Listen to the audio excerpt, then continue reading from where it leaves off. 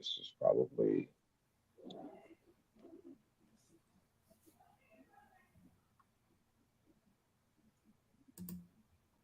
So, 10, 9, 8, 7, 6, 5, 4, 3, 2, 1, 0.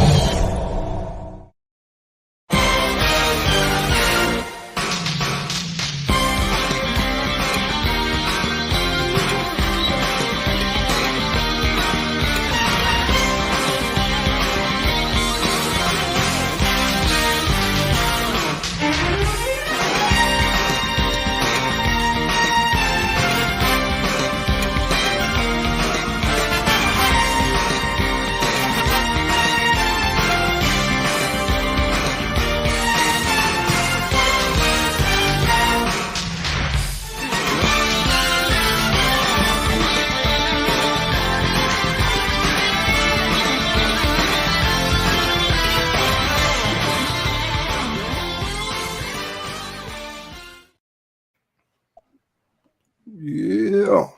Oh, yeah. Unmute yourself.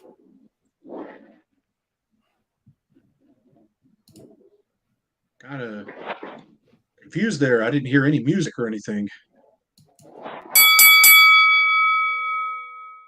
10, 9, 8, 7, 6, 5, 4, 3, 2, 1, 0.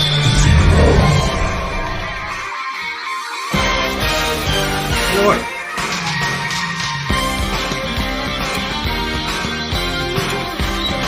Okay, are we good now? Can I do it?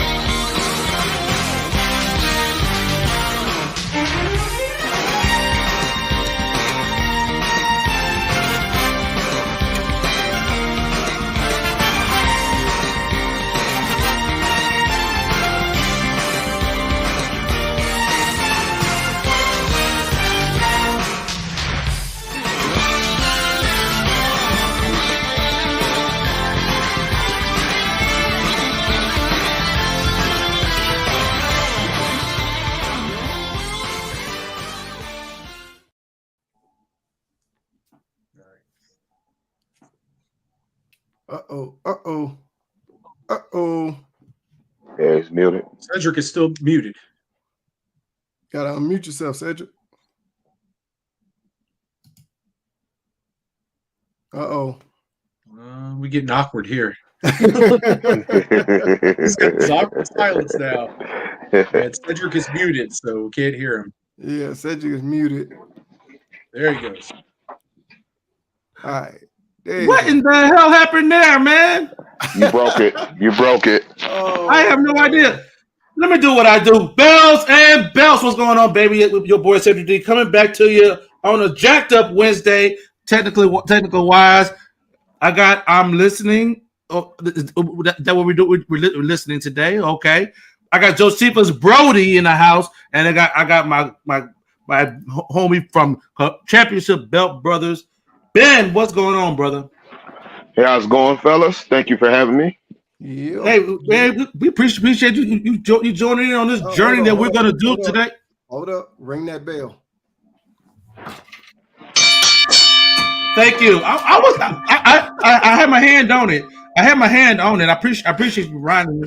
I had my hand on it. We're gonna dive in today. We're going a little bit of old school, whatnot. We're going to talk about the relationship, and taking a historic look between Jim Crockett Promotions, the NWA, and WCW. Now, Joe, I know this is gonna do your heart good. This show, because you are a huge WCW fan. Am I right? Well, before Hogan got there. I like WCW, not WWE Light. No thanks. Okay, and he's already starting. Right, he fired a shot, man. Already. I mean, I get it, and we're gonna touch on a little bit of that. Let's go ahead. Let's go and say hi to a couple of our friends there, man. Up. Let's go and say hi to a couple of our friends. All right, we got Jason right here. I love this comment. I think it's a work. You know, I don't know. I might be wrong. It might be a shoot. I don't know. We'll see. Okay. We got Chris. How you doing there, Chris? Good evening. Stereo Zone. What's going on? Yeah. And there's nothing else on a Wednesday night, so you might as well be here. Yeah, Exactly. well. Stereo Enjoy some Zone. rest. There you go again, firing shots. Is that what we're doing tonight, Joey? Chris Thermo with the Corny Classic Champions intro music. Hey man, we pull out all the stops, all the stops tonight, and Joey gonna have some words for you. He was talking about WCW because I don't know if you tuned in, but he been dropping some freaking math on folks lately, and it hasn't been quite nice. Math if I get fired up. Yeah. I'm just saying. I'm just saying. But we're gonna jump in. Before we talk about WCW, we're gonna talk about how did we even get to WCW. So we're gonna dive in a little bit into that. And Mysterious Zone, I think you're gonna appreciate that. I see your comment out there. So we're gonna dive into that a little bit. And if you all have memories from the NWA Black Promotion WCW, please make sure that you share that with us because we're here doing this show for you guys. Okay, so just give me 1 second while I get this set up. And while I'm getting this set up, we invite all of you to just go ahead and go ahead and like this video if you watch it on Facebook. If you're a wrestling guy, and if you're on YouTube, watch us right now. Make sure you hit that like button and hit that subscribe button. No worry, we're gonna remind you to do it again. Please do that. So that high wrestling guy. Yeah. Good evening. Hopefully you're not that high and you can't comprehend what we're gonna be throwing your way. But I need you to get ready because we even better. I like that name though. The high wrestling guy. I like that. All right. Go ahead and get started with this, fellas. All right, let's do this. I'm waiting for it. There we go. I was waiting for it on my end. So what you guys are looking at? Ben, this is a little bit of old school right here. Do we not have some of that right there? We got this for those of you who are not initiated. This is the territory wrestling map. So back in the day,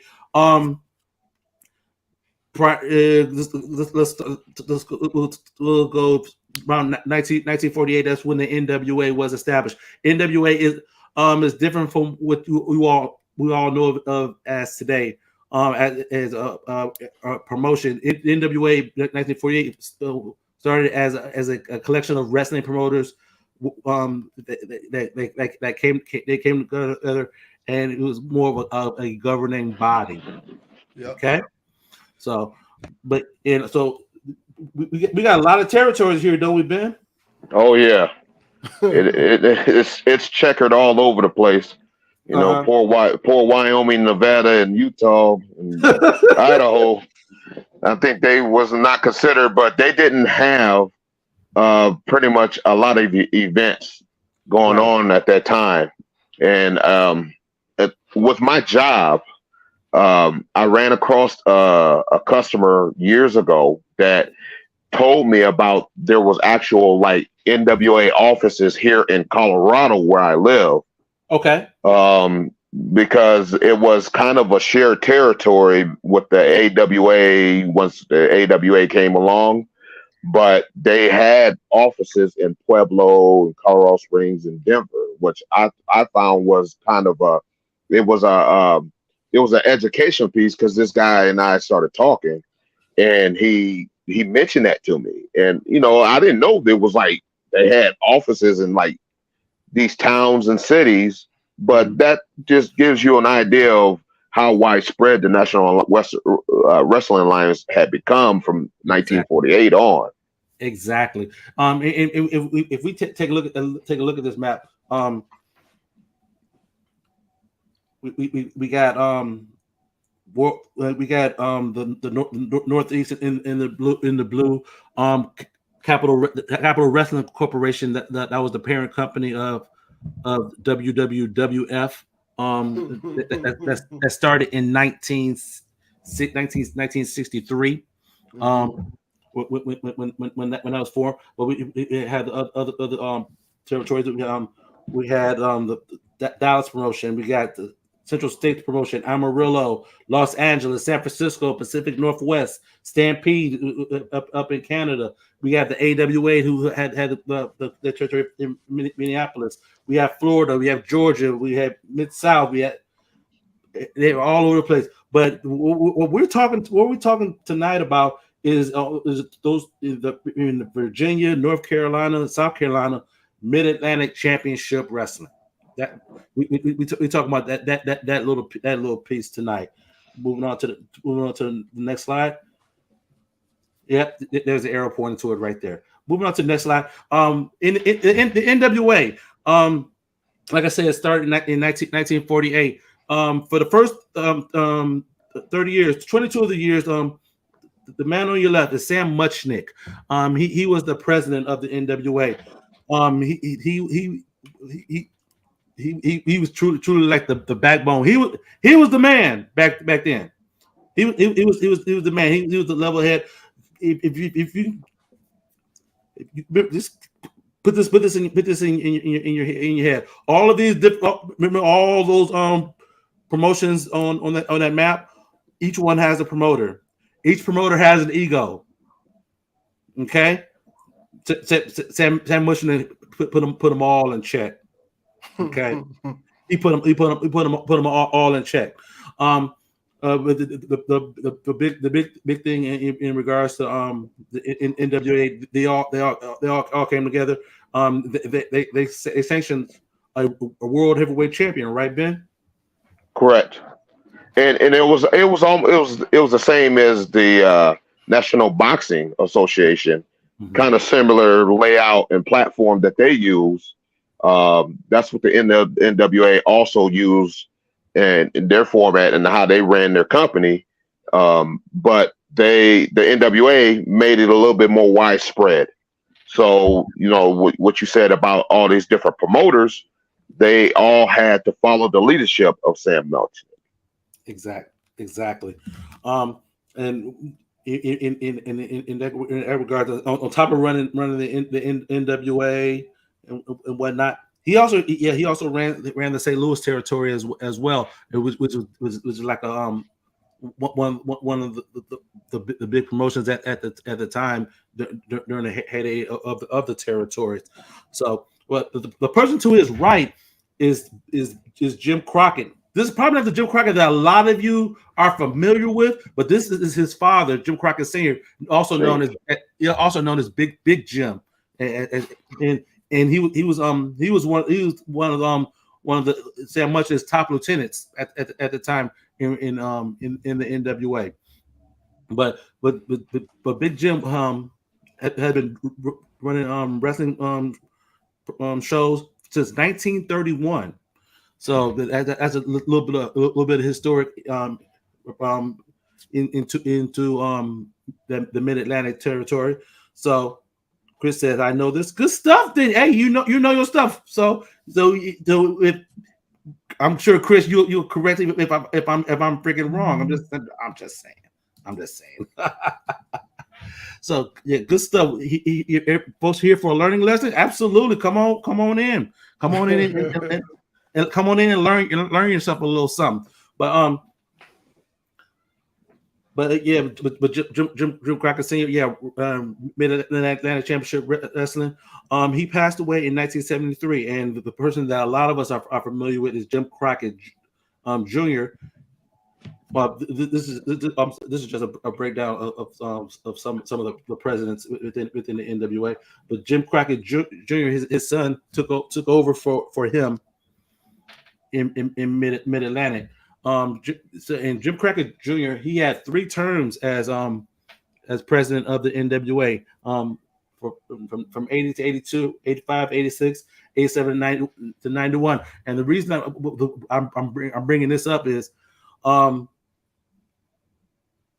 lot of folks associate Jim Crockett Promotions as the NWA. They're putting it as one when they see Jim Crockett Promotions and NWA.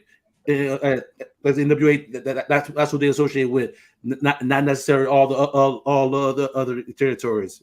Am I right? Correct. Yeah. So that's what we want to let everybody know. Like Jim Crockett Promotions, Jim Crockett Promotions was in charge of Mid Atlantic Championship Wrestling. Mid Atlantic Championship Wrestling was a territory of the National Wrestling Alliance, so they were a member of the National Wrestling Alliance. But as we move on, you're going to see how that dynamic change, and where that line becomes a little bit skewed. Okay, so you just continue to follow on with us, guys. All right, so Jim Crockett Promotions. We're all familiar with a lot of the names that are synonymous with Mid Atlantic. What are some of the names that come to mind for some of y'all when you hear Mid Atlantic Championship Wrestling? Go ahead. Ric Flair. Absolutely. Ric Flair, Dusty Rhodes. That's what I was going to say, Dusty Rhodes. Rock and Roll Express, Midnight Express, Magnum TA, Ronnie Garvin. I think of Manny Fernandez a lot too, being there. Going back. Okay. All right. Trying to go back. Greg the Hammer Valentine. Okay. And now back in the day. Now, let me take y'all back just a little bit more. Okay, a lot of the guys that you all, a lot of the guys that you all brought up, are some of the guys from a lot of guys from the like the mid 80s. He really did. There was an interview that he did. I want to say like a year prior to his passing. I still have to check out that. I still want to check out that interview as well. But I meant to mention Ricky Steamboat, Mid Atlantic. Exactly. Yeah. I was wondering if he was there or not. I couldn't remember, but go ahead. Yeah. But going back even further. Yeah, Ric Flair, Ricky Steamboat. A lot of them remember them from their time. In the late 80s, but they hooked up in the 70s. Mm-hmm. So on top of the Wahoo McDaniels, Johnny Valentine, Gene Anderson, Ole Anderson, Paul Jones. Before y'all remember this, the sneaky little manager, Paul Jones was a staple in the Mid Atlantic territory. So like all of those guys. They put it that territory on the map. So yeah, Jay Youngblood. There's another one. Exactly. I always remember him and Steamboat was tag champions for a minute there, wasn't they? Exactly. Most of the time, we'll check. Chris Thomas, another one, Blackjack Mulligan. Exactly. Yeah. Blackjack Ivan Koloff. Yep. Exactly. Good name I associate with Mid Atlantic. Exactly. So you brought up Youngblood.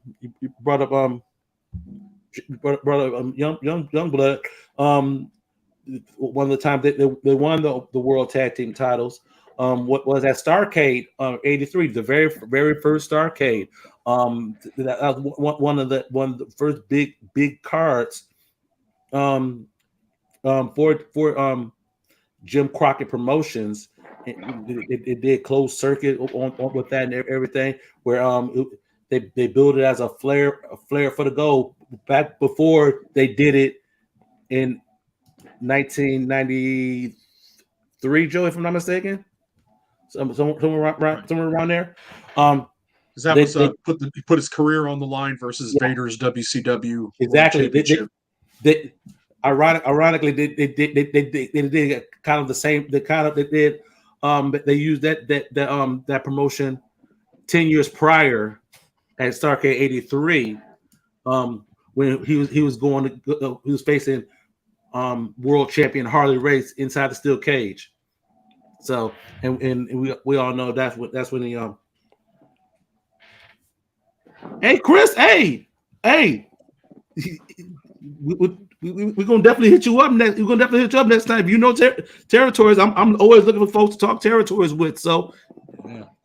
So absolutely. But Starrcade was a huge undertaking for Jim Crockett Promotions. We had the infamous dog collar match with Roddy Piper and Greg Valentine. That was a freaking huge match. The Briscoes versus Young Blood and Steamboat for the World Tag Team title. Oh, that was an outstanding freaking card. That was Tony Schiavone's one of his first shows was Yep. That was that Starrcade 83 show, and he's still going today with all elite wrestling. I wonder what's going on with that promotion. But anyway, but yeah. So I say all that is to saying is with the success of Starrcade, success of Mid Atlantic, his stock within the NWA was rising, and we were still in a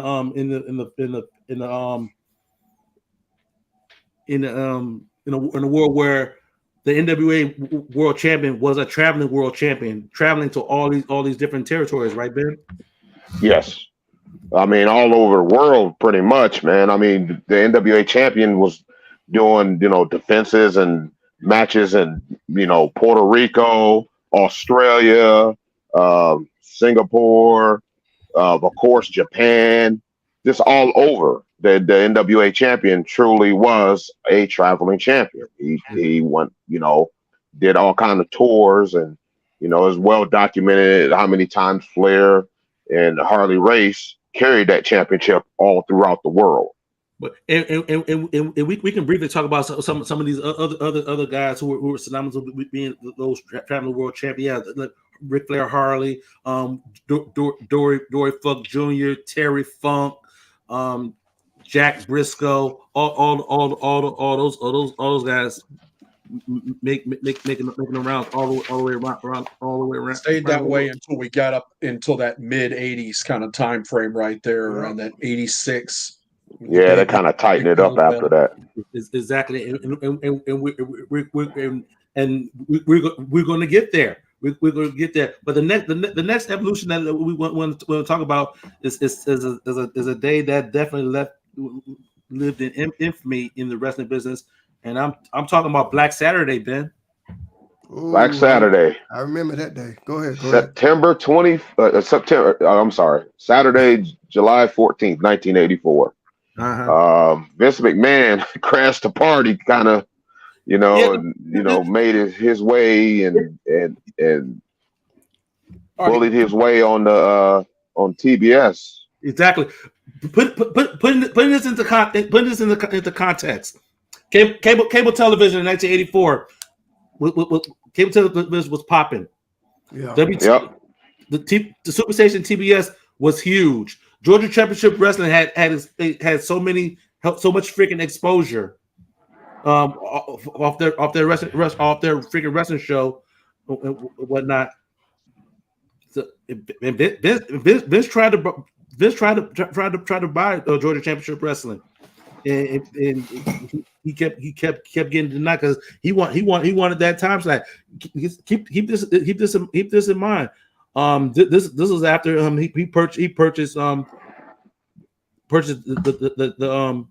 company from his father, and he left, and they left the NWA in 1982. So 82, 83, 82, 83, yeah. Yeah, the WWF left the NWA because they were they were a part of the NWA, and this was taking it national. I believe actually that the WWF withdrew from the NWA actually about 10 years prior to what y'all were saying in the early 70s. Vince Senior stayed on the board of directors. Yeah, and I think I think that like they left. They came back. They came back, and it was then they left finally in the 80s though. Yeah. So that's one thing I learned by looking at the documentaries on Peacock, because a lot of that stuff I didn't know and a lot of stuff I forgot. But then when I'm watching the documentaries on Peacock, I'm like, okay, it started to make a little bit of sense. Yeah. So but yeah, so Vince was in the midst of his national expansion. Around the same time, around Starrcade, that was November of 1983, December 83, December 1983. We know what happened. Iron Sheik took the title off of Bob Backlund. We know what happened a month later. We know what happened a month later, and that's when Hulk Hogan became champion. That's January 23rd, 1984. Fast forward 6 months. This happened right here in the midst of everything going on. So Hulk Hogan taking off. They're running nationally. They're going against the grain now. Off of what has been in place for over 35 years. Like, hey, don't come into my backyard and start no mess. This said, the hell with all that. I'm coming over here. Hey, you can either jump on. I'm gonna jump on you. I'm gonna run you over, and that's literally what happened, because that's what he did. Yeah. Because not only did he ran the territories, he also started picking off talent as well, didn't he, Ben? Oh yeah.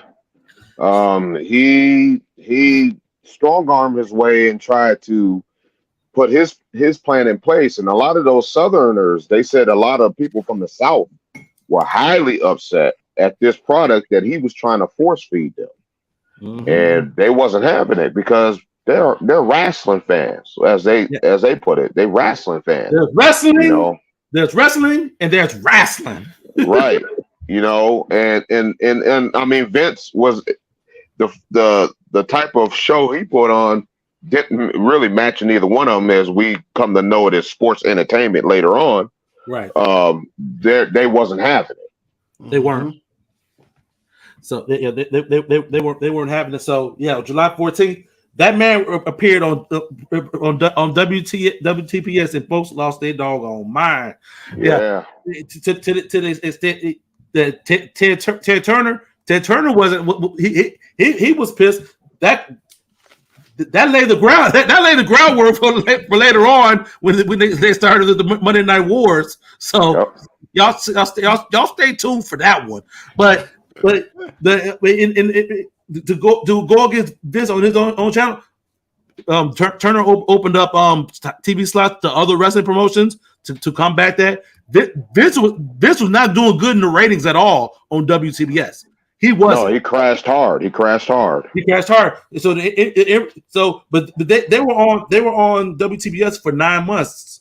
I learned that today. I was like, wow, they actually made it that long. So yeah, the end result was wound up that. Remember Jim Crockett Jr.?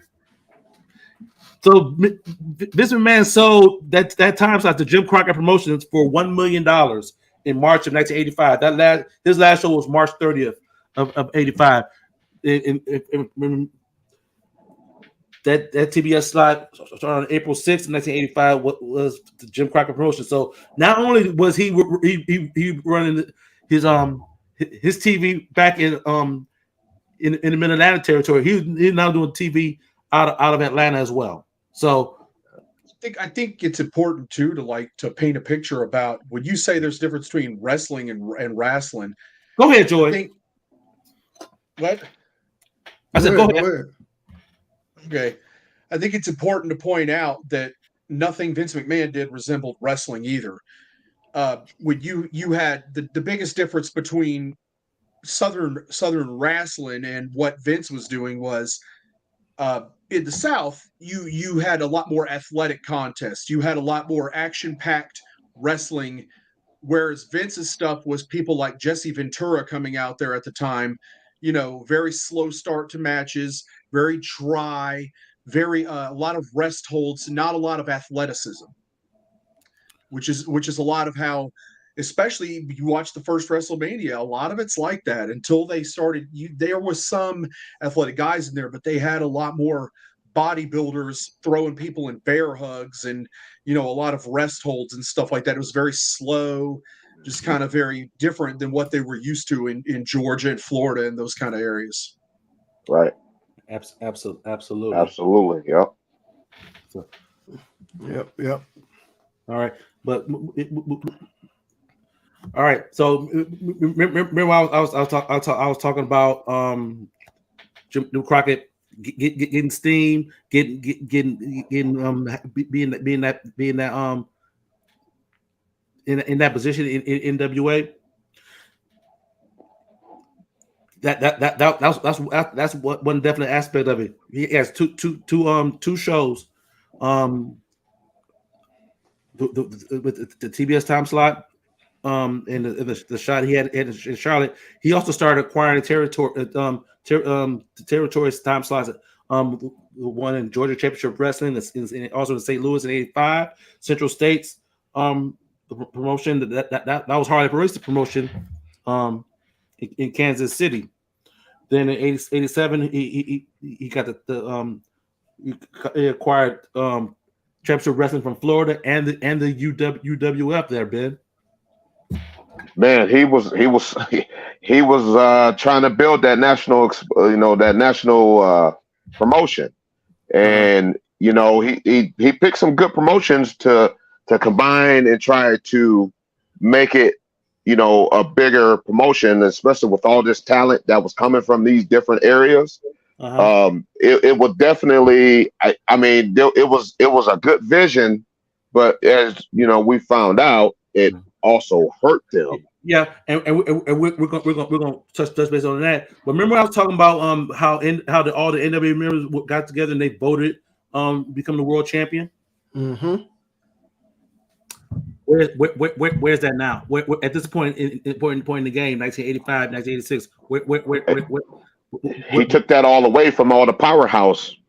These were all the powerhouses at that time. These were the promotions that had TV deals. These are the promotions that had exposure and had that star power. There was only a very few that he didn't acquire that even scraped the surface as far as the popularity of these promotions right here on this graphic. Yeah, even territories like Portland had no say back in the day compared to like a Championship Wrestling from Florida. It was drawing the biggest numbers there, along with Georgia and the Mid-Atlantic territory. St. Louis was big, but that was a long time before. Exactly. But so it was always the board of directors in the NWA was always made up of your strongest, highest drawing, most profitable territories. Yeah, and that's what's pretty much in this graphic right here. So Jim Crockett acquired all of these talents, whatnot, all this talent, all those time slots. He's like, okay, I'm ready. I'm ready to go. UWF, baby. I was a big fan of UWF. I was in Mid-South, but it's like that. But Vince came through, boy. He when he grabbed talent, boy, he left folks with they left him with, hey, It was feast or famine, boy, and this was feasting. But well, as he tried to expand, we started to see the downfall. A lot of their operation, a lot of the operations started to thin out because I was reading like the staff at JCP. It was like 20 folks who were trying to manage what they were doing in Charlotte. Then they started setting up a base in Dallas and whatnot. So it was like all this stuff going on. Then they tried to take their foray into pay-per-view. Guess who's already trying to do a pay-per-view business already? Of course. Exactly. This man. Yeah, of course. So and this playing chess. He told the pay-per-view providers, if you do business with them, you can kiss our business goodbye. And they were doing damn good numbers. So their first attempt at pay-per-view was Starrcade '87.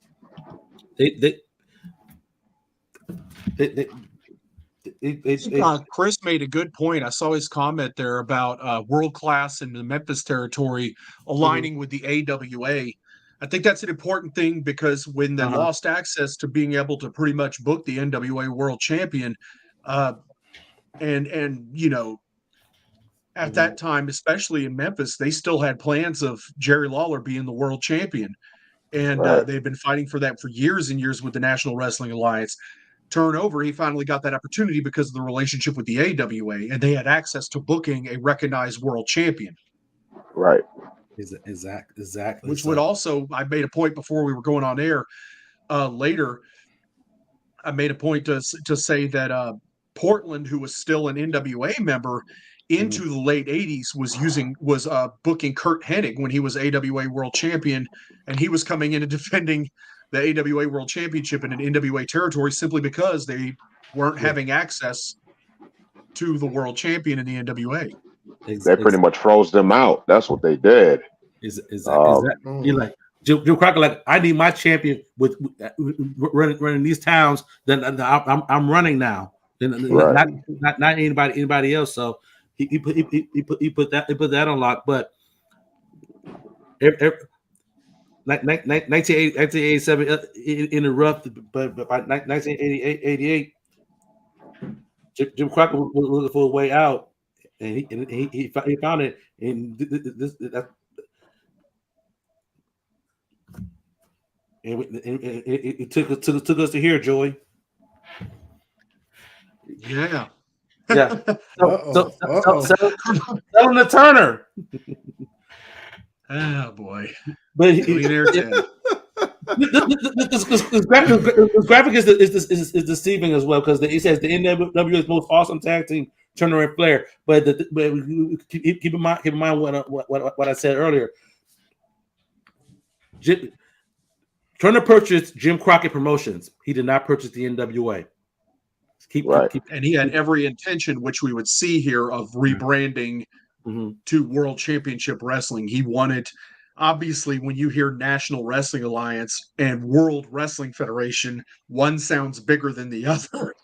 So it's obvious he would want to rebrand Jim Crockett Promotions to have a name that would appeal on a worldwide scale. Exactly. So so that deal went down in November 2nd of '88 to the tune of $9 million. So that's when World Championship Wrestling was created, but they didn't start incorporating that brand WCW until the late '90s. So, and as you see here, these were the first folks that were recognized as the first WCW champions. So, but by this time in 1988, the NWA as a governing body had one stateside promotion left, being Portland, and then had one in New Zealand. So From what we saw on that huge map, down to one, the death of the territory, death of the territories. Ben. It went from colorful map to a dot really quick. If you want to use it in that analogy, it really it really died out, and it killed the territory system. It was non-existent, or it was barely there. And we can touch on also real quick. There was some promotions that were still running, but they had already left the NWA. Ones that come to mind is World Class, because they World Class out of Dallas. They left the NWA. And it become the World Class Wrestling Association. They created their own world championship. Side note. Your boy Joey Rick Rude was the first world heavyweight champion. Yep. So and Memphis, don't forget Memphis when you're talking territories that were still kind of exactly. The Memphis territory didn't end until like 1998. Yeah. Right. So, yeah. Memphis survived. Hang around. Exactly. They had a good thing in Memphis. They really did, and they survived all of that. So, but they ended up, like you said, out of the ashes of the AWA World Championship, kind of creating their own World Championship in their own right. And then kept the belt. World Championship lost its meaning, like anyway by that time. So. Okay, so all right, so fast forward. WCW has taken over. We're in 1991. So someone left WCW in 1991, didn't they, Joe?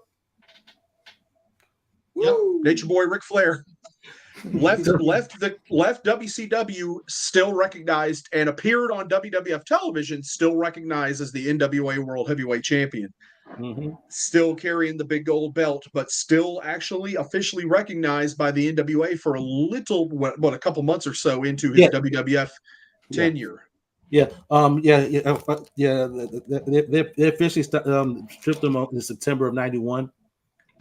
The NWA did. So that's just for context. Go ahead, Ben. Let you try to say something. No, I'm listening along with you. So. Okay, I'm sorry. Okay, but yeah, we're going to talk about them crowning their new WCW World Champion in the Total Package, Lex Luger. Yeah, thanks to the Pizza Hut fool. Oh, Chris Thermal. Yeah, Jim Herd. Jim Herd. Pizza Hut fool. Wanted Ric Flair to be Spartacus. Ric Flair had an anxiety attack, and that's when he started taking Xanax. Heard that from him himself.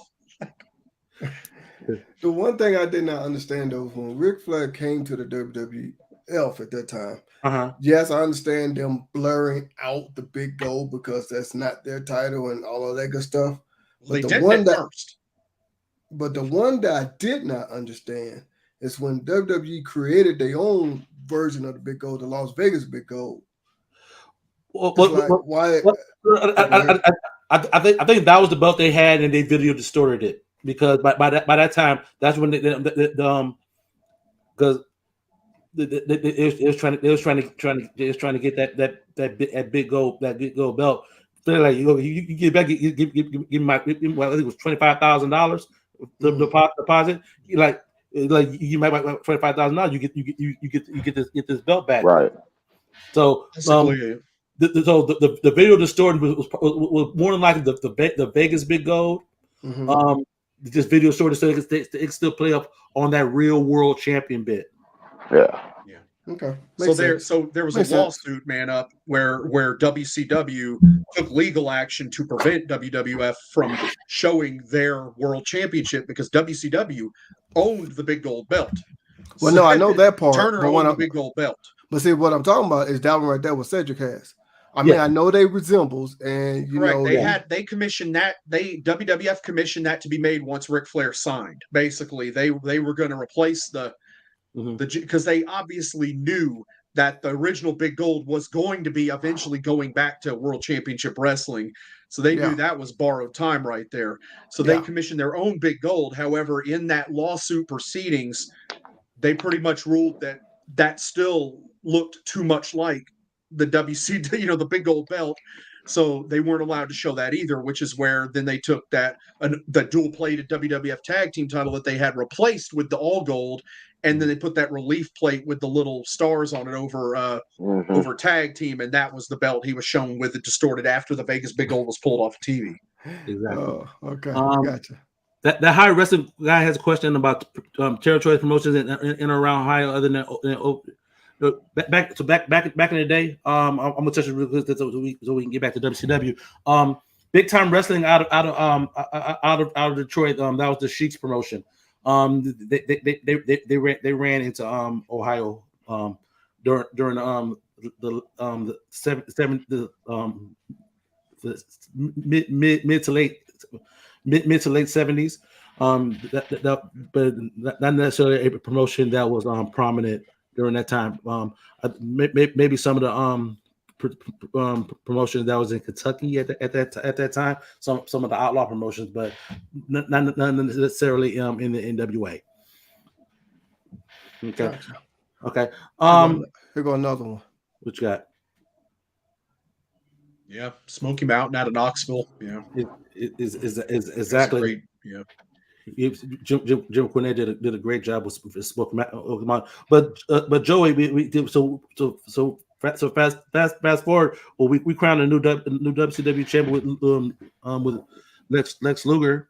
Yeah, with that famous trophy plate covered up Florida with the Florida heavyweight title. They just had a trophy shop make a plate for and smacked it right on there. Tape that bad boy right on top of it or whatever. That thing looked horrible. Horrible. Yeah, I've seen him. I've seen him make try to replicate that thing. Yeah, I was like, you already know somebody gonna want it. You already know that. But then we got the 91 to 94 Reggie Parks WCW World Championship that we some of, most of I think all of us here have a replica of. But we move into that for a little while. The WCW renews its partnership with the National Wrestling Alliance. Yeah. Which they decided at that point would be a shared recognized world heavyweight title between WCW and New Japan Pro Wrestling, would share access to the NWA World Heavyweight Championship, which would be once again recognized by represented by the Big Gold. Right. Exactly. Yeah. And they had a tournament in 1992, if I'm not mistaken, right, Joe? In the G1, right? G1, yes. Winner of the G1 Climax became the NWA World Heavyweight Champion. Oh, really? Yes. Okay. Wow. Okay. Was it Masahiro Chono, right? That won. Masahiro Chono, and then it went to Great Muta. Right, mainly because Chono wasn't going to make the trip to come over and work with Barry Windham. I think so. Muta got it briefly just so he could bring it to the U.S. and have the match in WCW with Barry Windham, where Barry would get the NWA World Championship. Yeah, but the biggest thing about that partnership though is as cool as that tournament was. Good evening, Tyler. Appreciate you joining us tonight. The big thing I remember is that tag team tournament that they had. That they dedicated a Clash of Champions to, and that stuck out to me in that regards. And on that Clash of Champions. And they kicked out the second round, and they had Doc and Gordy going against the Steiners. Dang, yeah, that was a dream match at the time for sure. Right, yeah, man. Miracle that's a banger right there. Yeah, Doc and but they had it was a great mix of tag teams because I remember there you go, Chris. Had tag teams from Mexico. They had Conan and was it Conan and Mysterio Senior that teamed up in the title tournament? I remember that one. They brought in tag teams from a lot of different places. Of course, you had more Japanese representation just besides.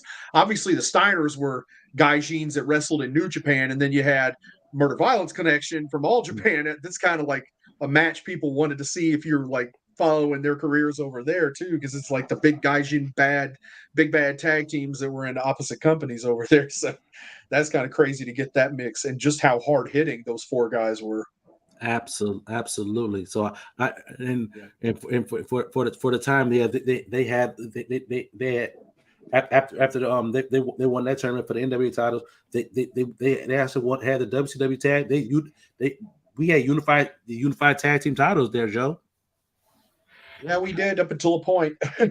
Exactly. And we get to that, and that was kind of cool for a while. A lot of those tag teams, to include Shane Douglas and Ricky Steamboat, I remember carried the 2 sets of belts. And I remember when it got to the Hollywood Blondes, they started carrying one WCW belt, right, 1 and 1, yeah, lugging around all the belts and stuff like that. Just got down to doing that, and then we got to the point there in '93 where WCW had decided against the NWA's wishes that Ravishing Rick Rude was going to challenge Ric Flair for the NWA World Championship in that pay-per-view, I believe. And then I was at Fall Brawl at the time. I can't remember. Yeah. And they had made the decision to switch the title without the NWA's approval, which is where we got once again the breakup in the relationship with the and obviously there must have been problems before that, but we had the breaking partnership where the NWA and WCW would break away, and then we got the birth of the World Heavyweight Championship as recognized by WCW International, the fake company name they came up with to replace the NWA. Right. Yeah, we covered a little bit of that last week. We was talking about our favorite champions and whatnot. But it was intended for Rude to be NWA World Champion, but the NWA pulled the rug out. Exactly. So too bad WCW owned the belt. But in hindsight, being 2020, the NWA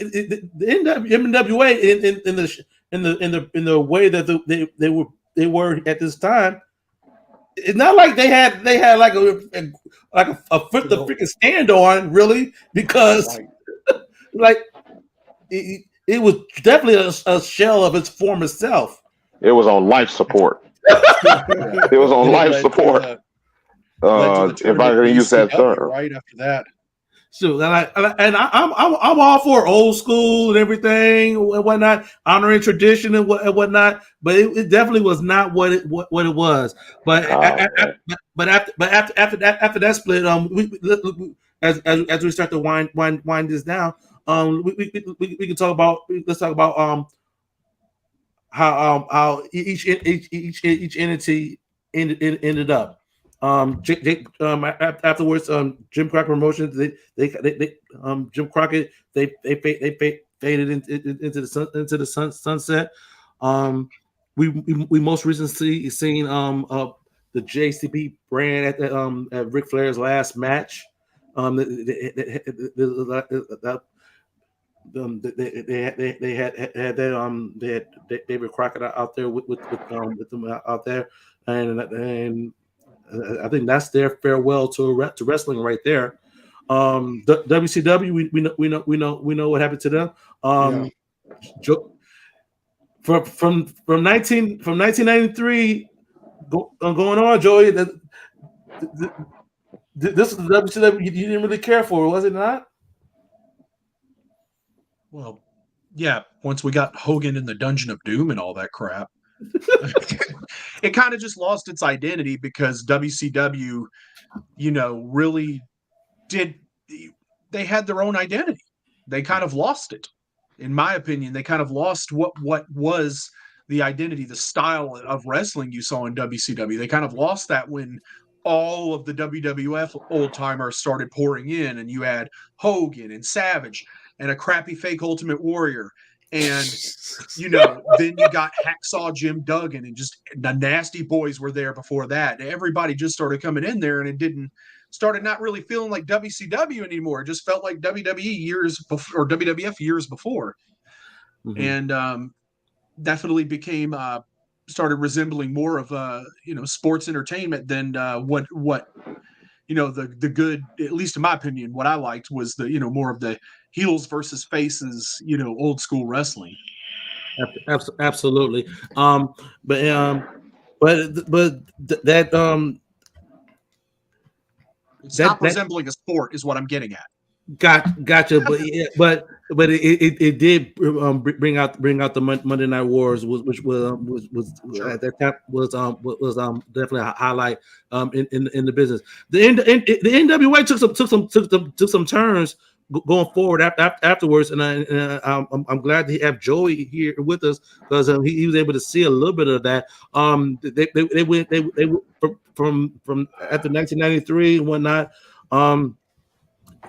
They try to build up. They try to build it back up. They had the fiasco in ECW with Eastern Championship Wrestling with Shane Douglas winning the title, throwing the title down. That was another low point for the NWA right there. But that sparked ECW. But then at the time, not a lot of people saw it, so I don't think it really hurt him as bad as you might think. We all saw it later. Yeah. I think it was more the symbolism of him having the dome globe in his hand. Just throwing it out, you know. It was a very cheaply made dome globe belt too, and that same belt was around until until TNA, basically, until right before TNA. But yeah, but from there, damn, yeah, damn. How you really feel, Chris? I mean, that was dirty what they did, man, and then he did that whole speech and going off about RIP. Shane kind of went over the top, and then I saw an interview later on. He said he regret doing that.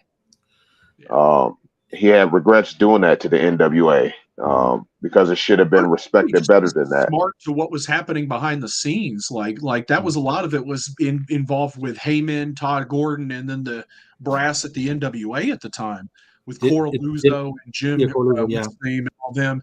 There was a lot of disagreements, a lot of issues between promoters and stuff like that, and Shane just got kind of caught in the, he put in something that he probably regretted because the plan obviously was for him to travel and be the world champion and stuff like that, and he kind of missed that opportunity. Exactly.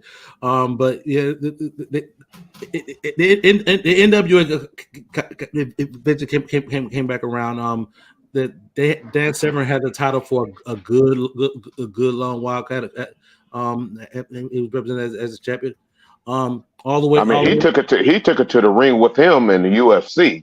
Exactly. That's how much he respected that title. Like, that was pretty cool to see that, he would come to the ring with all his UFC belts and he had the NWA belt around his waist. So that aspect, but did NWA got into the agreement with J Sports and in with the Jarretts and everything, and they came up with that licensing deal in which they would use the NWA World Heavyweight and Tag Team titles and whatnot, right, Joe? Yeah, for a while, and there's a lot of misunderstanding and a lot of kind of false information. I was working in the NWA at the time when they started the relationship with TNA. The NWA was never actually a member of the National Wrestling Alliance, or the TNA was not a member of the National Wrestling Alliance. There's a lot of people that say it was. It was not. There were a lot of promises made, though, at the time from TNA that were never fulfilled. It kind of reminds me of what you hear about WCW. I think that with TNA, though, there was promises. There were guys that were identified to in the member promotions of the National Wrestling Alliance in that early 2000s time frame. There were already slotted to have spots on TNA, and then when it came time to have the first show, they weren't on it because it was basically a lot of the people from WCW that were not with the WWE. You had everybody from Lash LaRue and Mike Sanders wrestling on NWA TNA. when a lot of guys that we would later see there, like Sean Hernandez, Kevin Northcutt, and a lot of these guys that were top stars in the different member territories for the NWA at the time, were promised immediate jobs there, and it did, and that never came to fruition at the time. So there was a lot of, and then again, there was a lot of misunderstandings because, at first the NWA World Champion, did the NWA member promotions as well as TNA. And then they got to the point where the NWA was losing say again in who was winning the world championship. So at one time, they always had that North American title ever since New Jersey promotion up there with Corluzzo and them brought it in. Mm-hmm. But then later on, around 03, 04, they recommissioned North American tag team titles because they were like, well, we don't have world champions anymore. Essentially, they're all just on TNA and not really touring for us. So they tried to replace them. That didn't work. Nobody cared about North American titles. So they kind of lost interest after TNA stopped wanting to send their world champion to member promotions. There never was going to be title changes outside the NWA except the one that happened in a non-NWA company. Nice. Yeah, so eventually NWA pull back that, put up active titles. By that time TNA was huge and doing their own thing. They established their own world titles, whatnot. I want to that was about 2004-ish or whatnot. Would have been 06 because Kurt Angle was there. Yeah, there you go. I knew it was somewhere right now. I know somewhere. It was. I know it was somewhere around that time frame. But it didn't. That's when they started doing NWA licensing deals, and all these other promotions will have to get licensed by the NWA. They all they try to do it kind of like a territory thing, but it's not as much. It's like if you pay the fee, you can be part of the NWA, and the NWA champion will come to your territory, whatnot. That brought out champions such as Adam Pearce, Rob Conway, all those types. Cabana. Right? Yeah. Wow. Yeah. So yeah, and eventually it got to it. Whereas where we're at now, where Billy Corgan purchased it, and he owns the NWA, and now they're a standalone promotion doing their thing, and they're going from outside to doing the studio thing. They're touring with the Smashing Pumpkins, and in Mexico, Australia lately. Exactly. When Nick Aldis was champion, he defended the title in China. So there's been some interesting things happening. They've kind of had their ups and downs, but they're looking kind of up right now, like they're treading. They're getting something going, at least. Crowds. Yeah, the pandemic hurt them real bad. So they took shots to the chin when the pandemic happened because they halted production. So now they're in a recovery mode. They're trying to build that back up. The brand was pretty decent to me. Power that was on YouTube, I watched it every week. It was actually a pretty decent show. The biggest mistake they made was taking it off YouTube, or and then later where it came on later and charging for it. That was a big mistake. Now Power's back live on YouTube every week for free, and you got NWA USA on Saturday. That's now lately here. Well, starting last Saturday is showing the footage from the cross promotion with AAA in Mexico at the Smashing Pumpkins tour. Nice. Okay. I am breaking news. I saw the Facebook comment. I'm seeing reports that superstar Billy Graham has passed away. Wow. Another star of Mid-Atlantic after his WWF title run. Exactly. What we're gonna do here at Bells as we close out, we're gonna close out our show with a Tim Bell, a total of the bell 10 times, in his memory. So we definitely we thank everybody for tuning in this week. You all know. You all know what we do at the end of our shows. So we definitely appreciate you doing that. But